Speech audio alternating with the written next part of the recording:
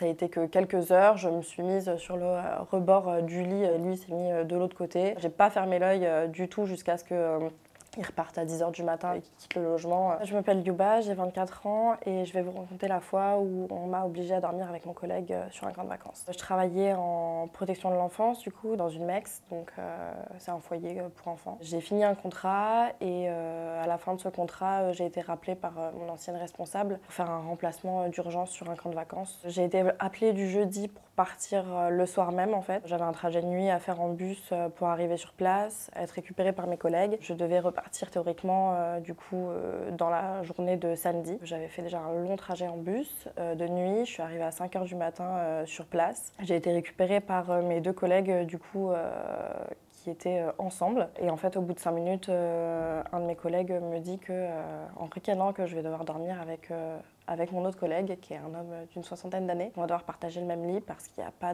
assez de lit ni de chambre pour tout le monde. J'étais furieuse, du coup j'ai tout de suite envoyé un message à ma responsable pour comprendre c'était quoi cette histoire et que j'étais en colère et que j'attendais qu'elle trouve une solution. Elle m'a dit qu'elle appellerait le collègue une fois qu'on serait arrivé sur les logements. Elle a effectivement eu mon collègue au téléphone pour gérer la situation, sauf que l'information qu'il n'avait pas donnée à ma responsable, c'est qu'il avait laissé les jeunes sur les logements, seuls, sans surveillance, pendant qu'il avait fait le trajet pour venir me chercher. Et que du coup, une fois qu'on arrivait sur place, il n'y avait pas forcément possibilité de faire changer les jeunes de chambre. J'ai mon collègue qui m'a dit qu'il partageait déjà le lit en fait depuis le début du séjour, faute de place. Donc j'étais vraiment hyper stressée, j'étais énervée, je ne connaissais pas du tout ce collègue, c'était la première fois de ma vie que je le rencontrais. Mon collègue me dit non mais je comprends, ça peut être stressant de dormir avec quelqu'un que tu connais pas, mais t'inquiète, je vais rien te faire. Donc sur le coup, j'étais pas vraiment hyper rassurée, quoi, on va dire. J'étais pas du tout mise en sécurité, ma responsable a pas du tout communiqué avec moi à ce moment-là, elle a échangé qu'avec lui. Du coup, j'avais qu'une seule version de l'histoire, lui donnait qu'une seule version de ce qui se passait sur place. Et en fait, on n'a absolument pas trouvé de solution. Il restait que quelques heures théoriquement avant la nuit, mais j'avais pas dormi du trajet, donc il fallait quand même que je récupère un peu pour pouvoir m'occuper des enfants le lendemain. Ça a été que quelques heures, je me suis mise sur le rebord du lit, lui s'est mis de l'autre côté. Visiblement, il a passé une très bonne nuit, vu qu'il a très bien dormi. J'ai pas fermé l'œil du tout jusqu'à ce que ils repartent à 10 h du matin avec le véhicule et qu'ils quittent le logement pour que je puisse prendre le relais, quoi. Il y a eu énormément de fautes qui ont été commises par ce collègue, en tout cas sur ces séjours-là. J'ai vu qu'il y avait eu énormément de négligence sur comment les enfants étaient traités sur le séjour. Les gamins étaient cloqués sur tout le corps à cause des brûlures du soleil.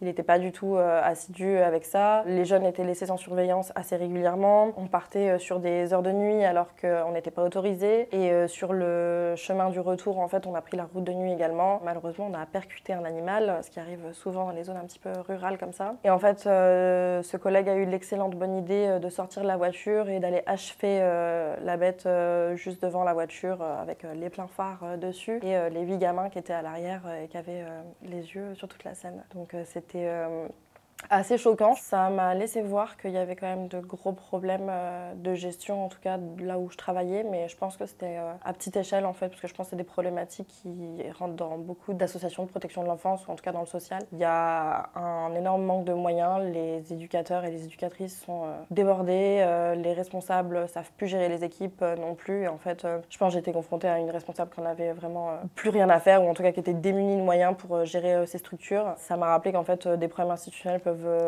découler des violences auxquelles on ne pense pas forcément, le non-respect de la mixité sur les camps de vacances, ce genre de choses.